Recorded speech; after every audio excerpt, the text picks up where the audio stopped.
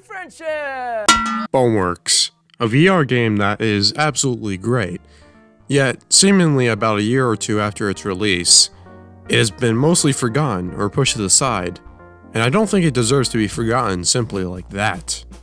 The way the game handles and feels is just so interesting, yet also seemingly empty. The game was released on December 10th, 2019, developed by Stress Level Zero, who, also fun fact, have several members of Node working on a team with Stress Level Zero, and Node of course is a big partner with Corridor and Corridor Crew. Isn't that crazy? Interestingly, the release of this game was almost right as coronavirus started appearing in Wuhan, so unfortunately, it seems a great release of a game has to be balanced out with a pandemic that will last 2 to 4 years and will cause major political divide and issues and ultimately show why humans don't deserve to be at the top of the food chain. Of course, as I said, it's also unique because it's in VR. VR as a medium has mostly been niche, as the hardware is usually expensive enough that most average individuals don't buy headsets. It's not even just the headsets usually as well. You also have to have a graphics card that is at least a 1080 or higher to remain consistently stable in frame rate, which can begin to cost upwards of $1,000 to $2,000.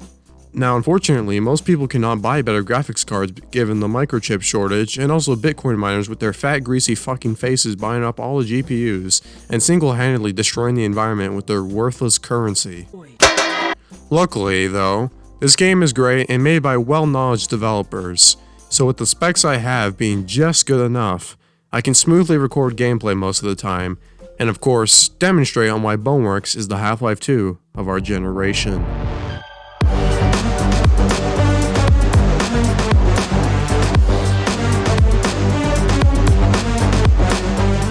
Boneworks is a glorified tech demo, or not really. It does have a story, it does have lore, and it has characters. Although the main focus of the game is definitely the physics and the pacing of the campaign. Boneworks has a campaign that usually takes around 3 to 5 hours to complete, depending on how smart you are when it comes to wacky puzzle solving and physics problems. The graphics I would say are a great blend of bland yet dynamic. See, the lore of Boneworks has you in a virtual world, so the environments are all controlled and technical rather than, say, a real place. It more so seems like the exploration of your environment is an alpha or test of virtual environments. In fact, all the skyboxes you see are actually just screens. It's really cool. Kinda gives off this kinda Matrix kinda vibe, especially with the mechanics. But we'll talk about those later.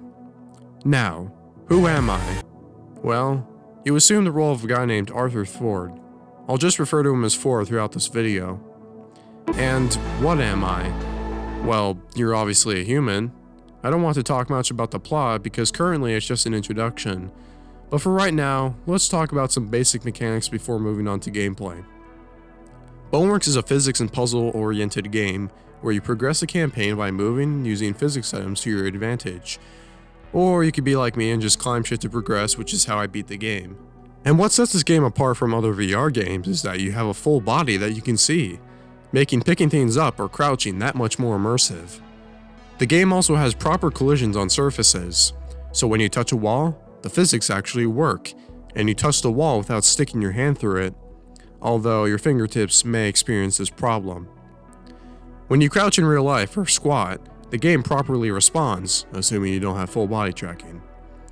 When you grip an item or object, what's especially cool is that there are multiple ways you can grip said object or item, and the object has real weight, forcing you to carry heavier objects with both hands. This makes killing things with, say, a cinder block more realistic and more impactful. The game also has support for haptic suits, with the right mods of course. So far, the first impressions are looking quite tight. Now it's important to note that I'm playing Boneworks via an Oculus Quest 2 headset.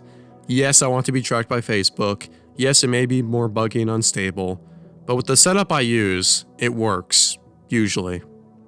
From what I've seen, the arguably best way to play this immersive physics game is by using the Valve Index. Oh, well, let's go buy it then. Oh fuck, it's $1,000. Well, time to sell my kidney. Buying an Index isn't necessary, but if you seriously want to have a more immersive experience where it feels like you're actually using your real life hands to grab stuff without the annoyance of bumping your controller on something, and being able to use your middle finger at your foes in VR, then get the index if you have the money. But any controller works fine, so long as you have a big space and the resources to play the game smoothly. So that's a mostly brief introduction to what Boneworks is. Let's talk about gameplay. The gameplay of Boneworks is definitely the best thing about this game. Well, I mean, no shit. But compared to the other elements in the game, the way that Stress Level 0 implemented all the mechanics and nooks and crannies, it's perfect. Boneworks has slow motion with the press of a button on your controller. Boneworks has realistic reloading, being able to jam the magazine on a certain spot of your guns. Boneworks has realistic weapon handling and weight. Because it's a physics-oriented game, it's got everything you can imagine that makes most things somewhat accurate to real life. Hey, look at this, you can super jump just like real life. Wait, what? Yes, my friend. Are you tired of not breaking your VR controller? Here is the best way possible. All you have to do is simply jump in Boneworks and jump in real life at the same time to do a super jump. Breaking your controllers and your fucking skull are guaranteed. Although, jokes aside, this mechanic can be all over the place and might cause motion sickness to those who can't handle VR as much. Actually, this game is geared toward people who don't get motion sickness that much. See, you have super jumping, locomotion by using a joystick on VR controllers by default, and of course climbing if you so desire. I mean, the game does warn us for expert VR players only, but I mean, if you're a fast learner and have experience with VR, then it really isn't that hard. I'd argue the only hard mechanics of Boneworks is super jumping across a large area and climbing, but even then, you can do those if you know how easily. Now you can't have vaulting, climbing, and running without at least having an arsenal and enemies at your disposal. And Boneworks, of course, like any other good FPS game, has it. Excluding the dev weapons and melee for guns, you have 3 pistols, 2 assault rifles, and 2 SMGs. Actually, technically 2 pistols. See, the third pistol is only accessible in the handgun range mode, and sandbox once you unlock it, and the zombie arena mode. It does not appear anywhere else in the story mode, which is really weird. I mean, I don't get why another pistol has to be limited to only the zombie arena mode and handgun range mode. It just seems kinda weird. But it's fine. The default arsenal in the campaign is great. Although being limited, the weapons are cool enough that the existence of melee weapons and other combat mechanics allow for guns to feel more special, especially with the mechanic of saving your ammo. In Boneworks, ammo can be scarce if you're constantly using it, and while there are sections of the game where combat may be constant, or you have to shoot your assault rifles or whatever weapons you have, I would just say that sometimes you can easily avoid most interactions and not waste your ammo. Most of the enemies are just zombies anyway. So let's also talk about the enemy lineup. Firstly, you have the Zombish, or Ford Early Exit. Obviously these guys are clones of Fords, but just zombies. These are usually one of the most common enemies you'll find in the game, the other being Null Bodies. Null Bodies are definitely the most common, given that they're usually shown in most promotional trailers and art of Boneworks.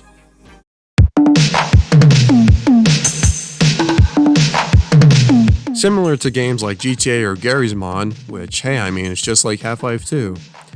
Boneworks can offer more in terms of modding and just cheating / messing around.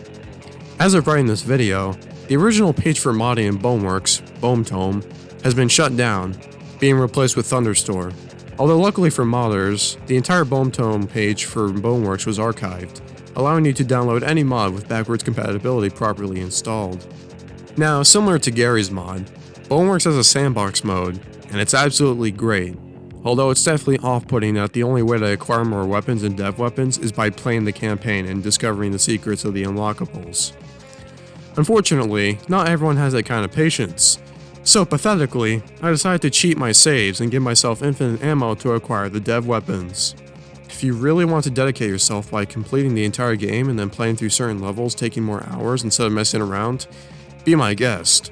But I think the feeling of messing around in Boneworks is just as good if you were to play GTA with mods, only this time it's 100 times more immersive. Getting new weapons, new NPCs, new maps, and just beating the shit out of Fords like a psychopath. And what's also great is that there's a multiplayer mode, although you might be disappointed to find out that it's not completely finished. As of writing the script, currently, physics sync is in its alpha stages, and weapon sync being barely anything. but the multiplayer mod is serviceable. But weapon mods, NPCs, and just melee mods are absolutely great for messing around. Once you complete the campaign and acquire all the developer weapons, it's so fun to spawn in the mods you have and spawn custom NPCs in the campaign itself, and just mess around. Combined with the slow motion and full body, it's just so immersive and John Wick or Superhot-like just to kill stuff. Although this comes at a cost, because you're going to be broadcasting what's on your screen. Your family, if you have any family, lol, will get to see you horrifically slaughter Fords in the name of God.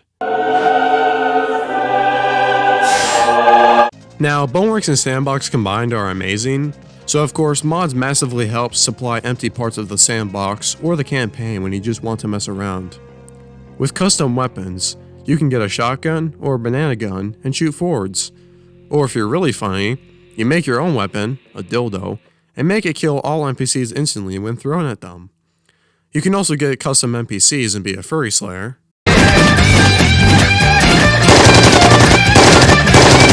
It's all up to you to play however you desire. I'd argue that although Boneworks as a game is amazing, mods keep the game continuously replayable. I have almost 100 hours put into this game of just messing around with mods and doing cool epic trick shots like I'm a FaZe Clan member. Does anyone else think of the KKK when they say FaZe Clan?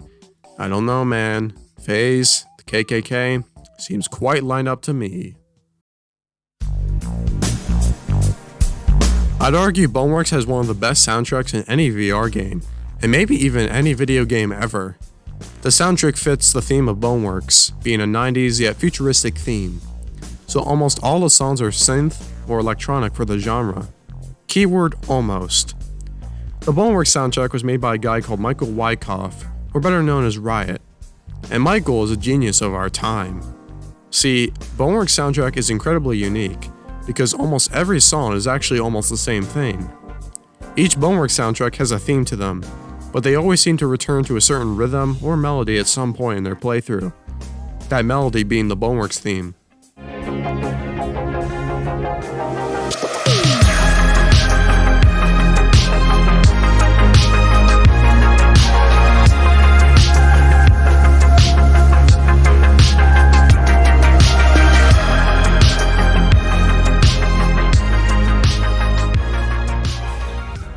Now to show what I mean, I will play a clip from Michael Wyckoff's video on how he made the soundtrack, and show examples of the songs in Boneworks that have the same melody as the Boneworks theme. So I figured if I wanted to get a theme stuck in your head, it would have to be something that I adapted either in part or totality for the entire soundtrack, so that you heard it over and over and over again. You know, the mere exposure effect.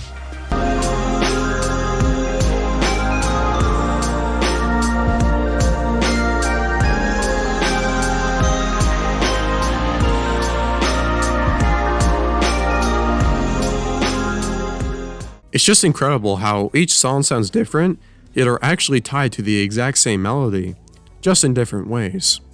The tone and progression of the songs are also incredibly fitting to what you're doing, so by default, when you're simply wandering around trying to find your way to the next spot, it usually plays an ambient soundtrack. But then when you reach key areas, it plays a more fitting theme, usually one of adventure or excitement, or I guess church music.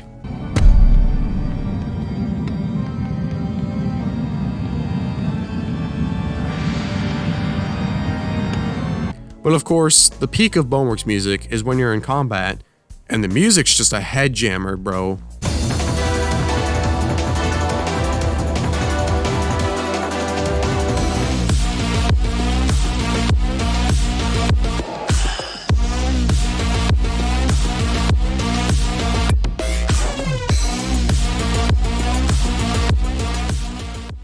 I really can't choose which song's my favorite, but it's somewhere between House of Monogon and Analog Sunrise and Who Am I?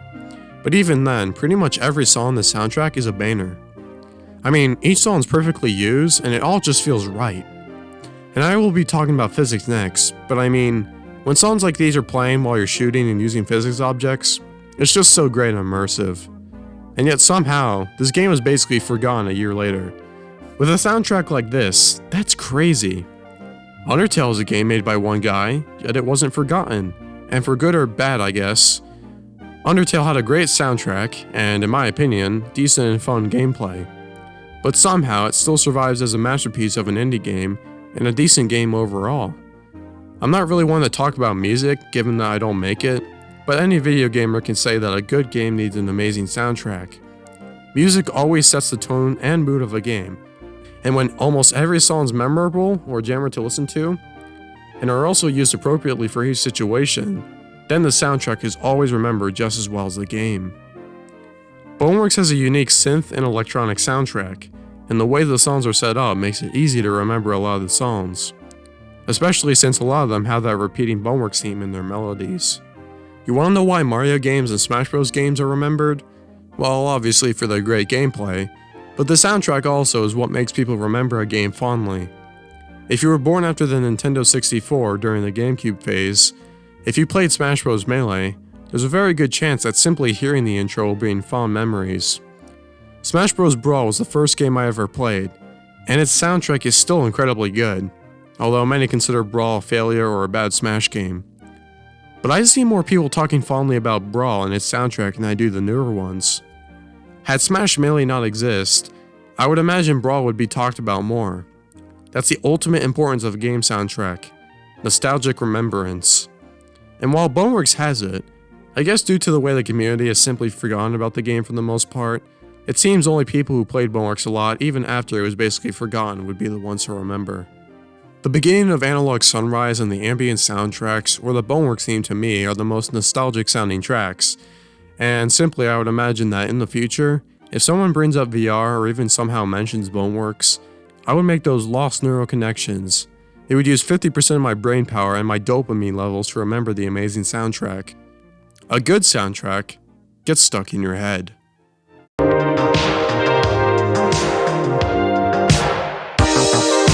It's not a glorified tech demo without physics, and Boneworks unfortunately is a tech demo that weighs $30. Boneworks has some of the worst physics known to man. It feels more like a toddler designed this game. Huh? Alright. I'm just joking, of course. But Boneworks has arguably some of the best physics in a VR game, only potentially being topped by Half-Life Alyx. I mean, Jesus Christ, we got two masterpieces of VR games released within only months of each other. But Boneworks physics is more oriented towards being realistic, while also being unrealistic if you could think of it like that. Half-Life Alyx has a Source 2 Havoc engine, and is definitely geared towards being realistic, while not breaking much immersion. Let's go on a quick side tangent about some of the problems though in terms of immersion and the physics. The physics, and also the game in general, have some bugs when it comes to physics and VR. Obviously, since you have a full body and realistic weight and grip for objects, cracks can form that can break immersion or just be a buggy fucking mess. Some of the notable bugs being physics objects that can get stuck inside your limbs for some reason, or your torso can just be stuck inside of a wedge, like when you're climbing and you manage to fall through a surface. But because there's a realistic touch and collision of the surfaces, you manage to not fall through the map most of the time. For small things in immersion, while it's awesome that guns have realistic ways to jam when you try to reload your magazines, or that you have to manually cock the weapon sometimes to make it work, it can sometimes cause quick frustration. But the guns in Boneworks actually have a somewhat big hitbox or window of automatic loading. What I mean is that when you have a magazine near the location of where you store it in a gun, it automatically loads it for you if you close in a certain distance. But the location and hitbox are small enough for you to occasionally hiccup or jam your magazine in the middle of battle. And also, this game has the introduction of storing items in pockets. Basically, let's say you're holding an M16. Well, if you don't want to use it and be able to climb something with both hands, you simply put the M16 behind either your left or right shoulder, and it should be able to store the weapon for later use. Keyword should. See, the main problem with the storing system is that when you crouch, you won't be able to easily grab from the pockets because you're crouched down, which also means the pockets are actually lower. So if you're crouching on the ground, you'll essentially have to stick your hand up your ass if you want to grab a goddamn pistol. I mean, it's fun in porn, but not in Boneworks. I could probably reword that, but I don't want to let people know what I watch. Basically, this pocket storing system literally changes drastically when you do movements that lower or increase the height of the pockets. And also this one fucking hip pocket. I hate this pocket. Even standing upright, it's such a hassle to put anything in there because the location of the pocket allows for my body to move when I try and put stuff in there, because I'm looking down and to the right, which also makes my full body turn as well.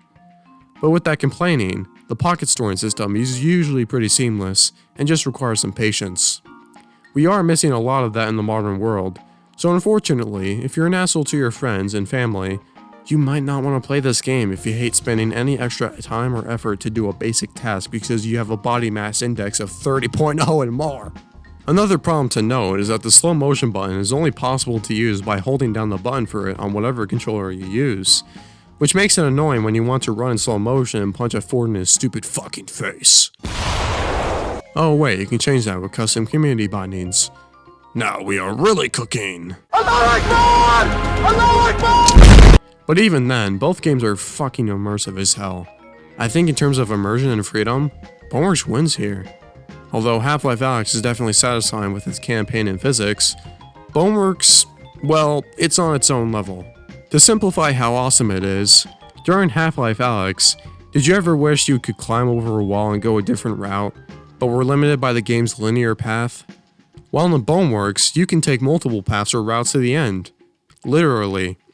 There's a default or set path the developers made, but unfortunately, since they made this game with the intent of freedom in the player, that shit gets thrown to the side with the mechanics of climbing and vaulting. As long as you can climb a wall, you likely can skip an entire section of a level because you simply climbed. Although I'd imagine that if you get motion sick and you break your neck trying to look up constantly while not actually physically climbing, I'd imagine that this is a very uncomfortable experience. But still, it's so cool and amazing of Stress Level 0 to give so much freedom to the players and allow them to stray from the default path in their own intuitive way. And somehow this game has basically been forgotten almost 2 years later. And when it's mentioned when talking about VR, I would imagine most people just simply say, "Oh yeah, that game. That was cool." Barely any other VR game has allowed so much freedom, and I would argue barely any video games in general allow this much freedom. It's what makes Boneworks so unique. It's like the way GTA allowed so much freedom for you to mess around or take the campaign seriously if you felt like it. In Boneworks, you can mess around and just observe the greatness of the environments. Combine it with drunken and epic ragdoll physics, and you got yourself a good physics tech demo that isn't a demo. But it can't be a video game without some kind of story or plot. Otherwise, there isn't anything interesting to think about.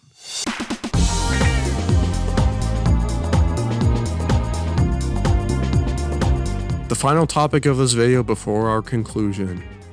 Boneworks has amazing gameplay and amazing freedom for the player, so can its story justify its greatness? Well, it's a bit of a tough question.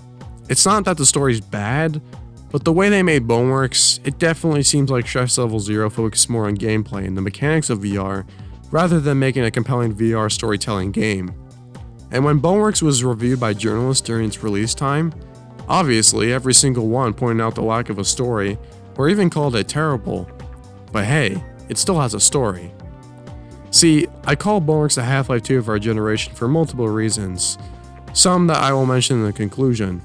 But one of the reasons is that Boneworks and Half-Life have a similar narrative, in that, although it's not the main focus, it keeps the player going to the end of the game with engaging gameplay and situations. In Boneworks, your bit of storytelling would happen whenever you would occasionally arrive at a set of monitors, and what is your fellow coworkers at Monogon telling you what to do like Big Brother from 1984. No more jumping on the bed. The doctors tell you to not jump on the bed, dumbass. But Boneworks has a way more vague story than Half-Life, because at least in Half-Life, you had set pieces. In Boneworks, all you got is itty-bitty shitty haze and whoever this goddamn woman. Just leave away from. But if you bothered to pay attention to the story because you're so attracted to the gameplay, then I will try to best explain the story as best as I can. In Boneworks, you play as Arthur Ford, an employee of Monogon Industries. He's the security director, and his job is disposing of anomalous items and materials inside their virtual world. However, what Monogon doesn't know is that Ford is actually a mole for a different rival company called Gammon, and he is actually tasked with destroying Monogon systems with a virus for Gammon's benefit. This causes a lockdown on the Myth OS system for Monogon, and Ford is tasked with resetting the clock to end the lockdown. But of course, since Ford is an asshole, he instead is trying to reach the Voidway, an unknown and dangerous entity or energy that has supernatural properties. And Monogon uses Voidway energy to send people into their virtual worlds. But what makes the Void so different from the real world is that by entering the Voidway, you can upload your mind into the Void, therefore becoming immortal. I'll talk more about this, but that's the first half of the plot. We'll be talking about the actual campaign progression and levels right now.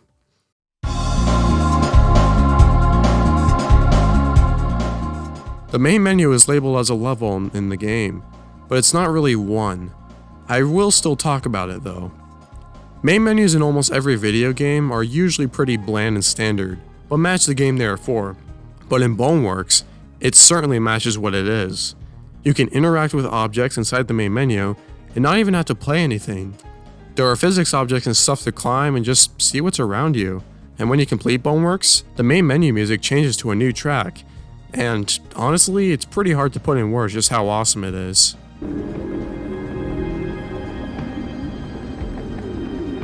I already previously talked about how great the soundtrack is, but simply, this soundtrack is incredibly fitting for what journey you just went through. I will talk about it when we get to the later levels, but it definitely feels right for the message it sends to the player. Now to the actual levels. We have Break Room, basically just a tutorial level and sort of place to just mess around with the physics, although it sets in motion the story. With you going into a break room, then experiencing a strong psychic gust of wind that knocks shit over like an ADHD toddler. And this gust of wind is theorized to be a different Ford resetting the clock and entering the void by the player base. Interesting stuff. The start of the game feels really similar to the beginning of Half-Life 1 or Half-Life Alyx. You have a tutorial, but also free reign to just mess around and see what's around you. In Half-Life 1, it's causing a worker to question your sanity after destroying his stupid fucking microwave casserole. In Half-Life Alyx, you get physics items everywhere, and also markers. Teachers are simply marveling because they can teach through VR. Here's how to have perfect rotational and orbital sex. And in Boneworks, right after sealing up a pipe, you enter the museum, and Analog Sunrises plays. Please, feel free to take your time with physics environments.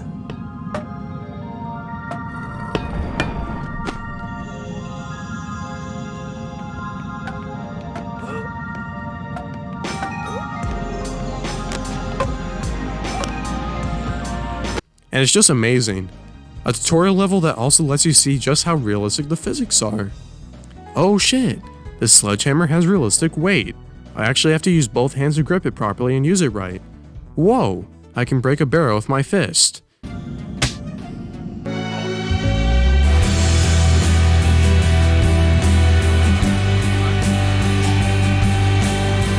Museum is a great level, although not one of the best. We enter the streets. No, not like South Detroit. These bland-ass, boring-ass, blank virtual streets with homeless people being the equivalent of just unfinished ragdolls that have sentience as a zombie. It's fun to break down these planks to open a door, seeing a nobody there, and just being like, what a dumbass. My man is sleeping. Then you accidentally swing the door too hard, and now you've killed him in a blink of an eye with panic and bloodlust. Using your monkey brain to break locks and planks is also great and immersive. You come to a turret and likely die like you're on Normandy Beach. And that's mostly it with just puzzles and locked doors. Then you have runoff and sewers. And out of all the levels, these are personally my least favorite. It's not that they're terrible, but it's just where the worst of Boneworks shows. And what I consider the worst isn't actually that bad. It's just for me. Runoff was great with some combat intention, but sewers just felt a bit too long and monotonous. Warehouse and Central Station pick it up again. Although it's still exploring, but the soundtracks in these environments and also the immersion and tension is just great. Like you feel like you're getting closer and closer to the tower and to the void. Just keep on moving forward. And the environments are also really well made, and I'm surprised the city-like environment was only really used twice. The combat in these sections are also absolutely amazing. It's just a great ride. Tower and Time Tower are also very good. Great soundtracks, although a bit slower paced. Definitely a good break though after fighting lots of enemies in Warehouse and Central Station. You're now in the tower, and you just gotta make your way up to the clock. And then we get to the disco scene, and holy shit, this is where the Boneworks soundtrack peaks, as I mentioned earlier. Oh look, these zombies are having a rave. Might as well watch. The song seems pretty good. Oh damn, it's a jammer. Wait, fuck, they're chasing after me. Shit. We get to dungeon and arena, and honestly, I like these levels for how calm they were, but also had a good balance of combat. Quite honestly, seeing yourself and your clones and how stupidly they act is just really funny sometimes. And also, I'm probably a psycho. See, what you're supposed to do at the beginning of dungeon is that this forward copies your arm movements. Really cool stuff. But the puzzle to get out is that you just simply move the forward to the big red lock button and just open the door. When I first played this game though, I took a more psychotic approach.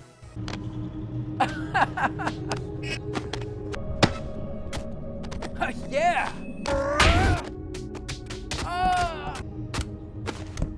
Yeah, it took me a time of messing around a different time to realize, oh wait, I'm a fucking psychopath. I literally could have just touched the button by him copying my movements.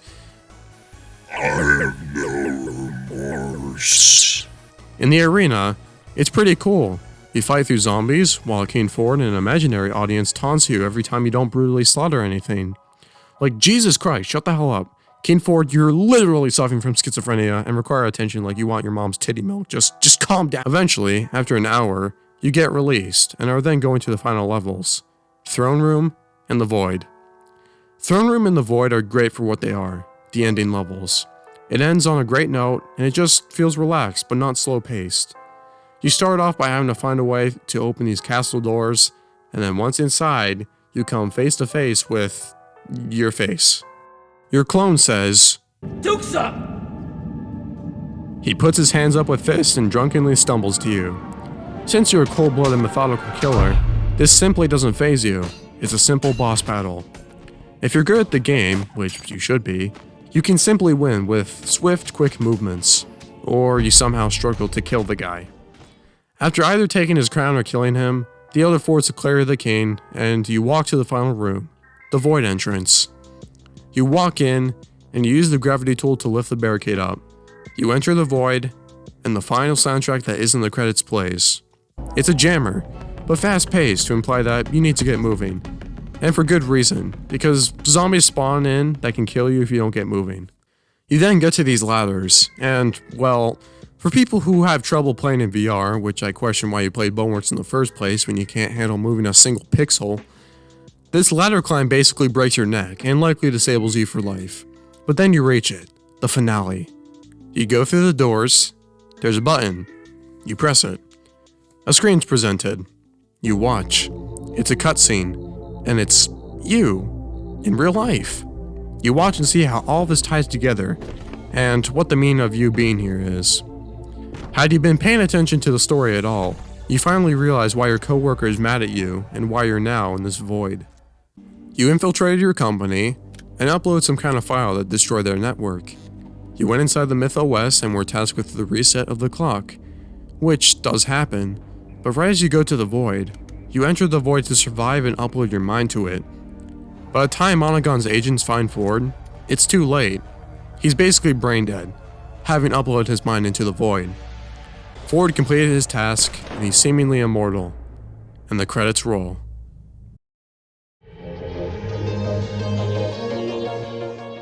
And you know, after this ending, I feel incredibly relieved. Not that this was a bad game, but it felt like I had been on the journey of my life. And in the end, I succeeded in my goal, but still lost in some way. And I realized that the true message was that, is it worth it for immortality to screw over an entire company and be in a weird state of existence? Well, possibly. We as the player never know if we are the bad guys or good guys. All we know is that to Monogon, we are the bad guys. But we must have had a good reason to become immortal and betray Monogon, surely. So, that's it. That's Boneworks. What now?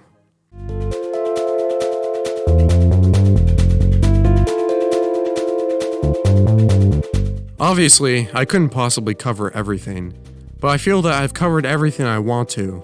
I didn't want to make this a review because there would be no point. This game is simply incredible. Almost every VR user I have seen has this game or has heard and said great things about it. It is indeed the Half-Life 2 of our generation. While Half-Life 2 is a product of its own time and is still a very great and replayable game today, obviously, it only sets the standard for its time and maybe the standard to come still.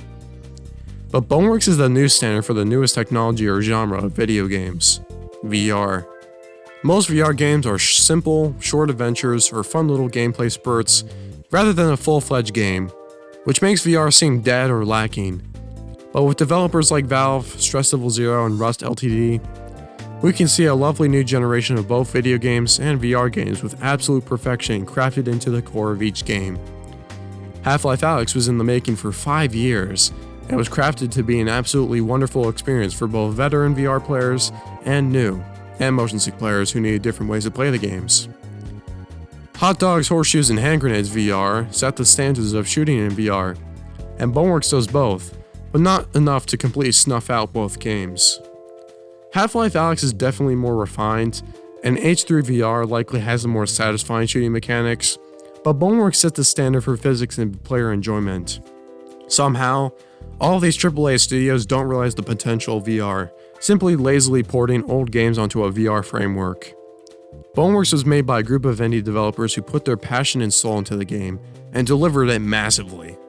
It's astonishing how something this advanced was created by only an indie dev studio, with technologies that even the fabled Half-Life Alyx doesn't have, like full body. Depending on your opinion, to anyone else that isn't me, Boneworks may just be a great but forgettable game, and that kind of bums me. Boneworks is an incredible experience, and everything about it is basically perfect, but it seems that it was only forgotten within just a year. It's underrated, and of course, when Boneworks is mentioned for VR, somehow barely anybody knows about it besides some VR players who simply say, "Oh yeah, Boneworks was cool." So why is it like this? Well, it's just how it is. But you know what? It makes the experience feel more special. You're one of the few to continue loving and playing this game when almost everybody else has moved on with newer games. It seems weird why it was forgotten so quickly. Some people in the community say that the game being forgotten was always wished by the developers, as they simply wanted to set a standard. While it's 2021, and only a couple games so far have come basically as close to the amount of insanity Boneworks provides, which seems like a half-assed explanation. Something about Boneworks is different, although likely it's just because it's an indie game, not a AAA release. So maybe it was always going to be like that. All I hope is that when Stress Level Zero releases Project 4 and other Boneworks related or VR related projects, that they too will just be as fucking amazing as Boneworks. Because Boneworks set the bar for the current generation of video games, and there isn't much argument to doubt its greatness, although you can try. Thanks for watching. Wait, I would like to give a message, as simply ending the video off here after an almost 2-month upload gap would certainly be anticlimactic. I know that my upload schedule has gone really shitty now, and plus my views have decreased a lot, and quite honestly, I really focus more on my social life than I do YouTube, which I guess of course is a good thing. I understand some of you still enjoy my content, and I don't intend to stop making it until I don't feel like it anymore. Although I will say that, at some point, that time may possibly come sooner than I thought. Honestly, I like making YouTube videos, but ever since the pandemic has mostly slowed down and things have somewhat returned to normal, I've been trying to improve who I was, as things were shitty and my mood became shittier. But this video has simply been in the making for this long because I've had so much attention focused on school and my own social affairs, with my views decreasing and just all that focus now being drawn to real life once more. I feel that YouTube as a hobby is only serving to become more stressful, as I feel I wanted to make something, but want to put it out in a certain time frame to satisfy whoever watches my stuff. Which I'm not doing, of course. Now, what has happened in my life in only a few months, I can only really say has made me change my whole perspective and focus, as I stopped trying to make shit on the computer and try to improve or engage in my personal relationships. But working on this video, to me, has shown my own evolving in my own work, and all I can say is that I hope to improve my narration and flow within the next couple of videos I have planned. It's been quite a journey making this video and just seeing things happen. And all I can say is that for those who anticipate my videos, which is a very small crowd, I must thank you for your patience. I don't expect myself to be successful on this platform, and ultimately, there is no real point as I'm just doing this as a hobby. But it feels satisfying and creative to see what I can do. So I hope you all enjoy this video, but from this point forwards, you may as well expect videos to be uploaded at this kind of rate continually, and my overall passion for YouTube decreasing. So yeah. Thanks for watching.